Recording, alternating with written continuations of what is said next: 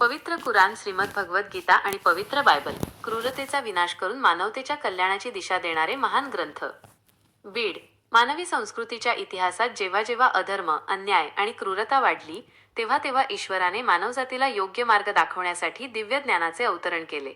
पवित्र कुराण, श्रीमद भगवद गीता आणि पवित्र बायबल हे केवळ धार्मिक ग्रंथ नसून ते संपूर्ण मानवजातीला अंधारातून प्रकाशाकडे नेणारे वैश्विक मार्गदर्शक आहेत. हे महान ग्रंथ माणसाला क्रूरतेचा त्याग करून करुणेचा आणि मानवतेचा मार्ग स्वीकारण्याची शिकवण देतात.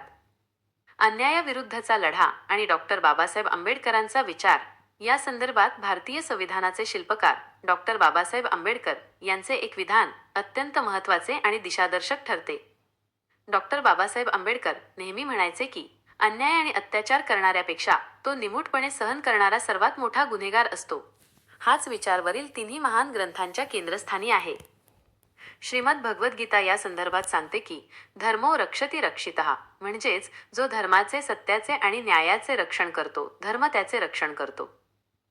गीता सांगते की अन्यायाचा प्रतिकार करणे हेच माणसाचे प्रथम कर्तव्य आहे.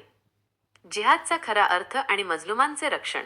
पवित्र कुराणमध्ये अन्यायाचा प्रतिकार करण्याबाबत अत्यंत कठोर आणि स्पष्ट भूमिका मांडली गेली आहे. समाजात होत असलेल्या अन्यायाविरुद्ध आवाज उठवणे म्हणजेच खरा जिहाद करणे होय. जिहाद हा आतंकवाद नसून तो अन्यायाविरुद्धचा पवित्र संघर्ष आहे. कुराण सांगते की जर एखादा बलवान व्यक्ती एखाद्या मजलुमावर, दुबळ्या अन्यायग्रस्तावर अन्याय अत्याचार करत असेल तर त्या अत्याचारी व्यक्तीला असा धडा शिकवा की तो पुन्हा कधीही कोणत्याही मजलुमावर हात उचलायला धजावणार नाही. अन्यायाला रोखणे आणि मजलुमांना संरक्षण देणे हा ईश्वरी आदेश आहे. पवित्र बायबलमध्येही प्रेषितांनी पापाविरुद्ध आणि अन्यायाविरुद्ध उभे राहून ईश्वरी न्यायाची स्थापना करण्याचा संदेश दिला आहे. क्रूरतेचा विनाश आणि आत्मसंयम. हे ग्रंथ माणसाला त्याच्या आतील वाईट प्रवृत्तींशी लढायला शिकवतात. श्रीमद भगवद गीतेमध्ये काम, क्रोध आणि लोभ यांना विनाशाचे द्वार म्हटले आहे. पवित्र कुराणमध्ये स्वतःच्या वाईट इच्छांविरुद्धचा लढा हा सर्वश्रेष्ठ संघर्ष मानला गेला आहे. तर पवित्र बायबलमध्ये सूड घेण्याऐवजी क्षमा आणि करुणेने क्रूरतेवर विजय मिळवण्याची पद्धत सांगितली आहे. बायबलमध्ये म्हटले आहे की जे शांती प्रस्थापित करतात ते धन्य आहेत. कुराण सांगते की ज्याने एका निर्दोषाची हत्या केली त्याने जणू संपूर्ण मानवजातीची हत्या केली.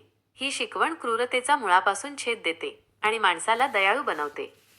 मानवतेच्या कल्याणाचा वैश्विक संदेश. निस्वार्थ सेवा.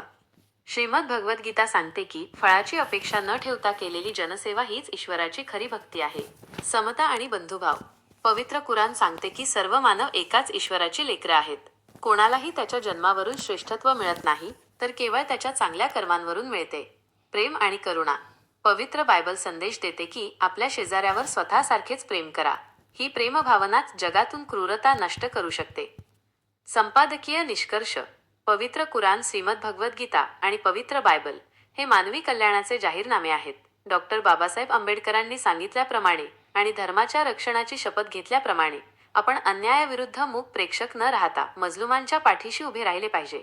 समाजात जिथे जिथे अन्याय होईल तिथे तिथे आवाज उठवणे हाच आपल्या सर्वांचा खरा धर्म आणि जिहाद आहे. लोकशाही तंत्राच्या माध्यमातून आपल्या सर्वांचा हाच प्रामाणिक प्रयत्न आहे की अन्यायाचा अंधार दूर व्हावा आणि खऱ्या मानवतेचा विजय व्हावा. लोकशाही तंत्र, आवाज आपल्या लोकशाहीचा. आपल्या लोकशाही तंत्र न्यूज चॅनलला लाईक करा, शेअर करा आणि सबस्क्राईब करायला विसरू नका.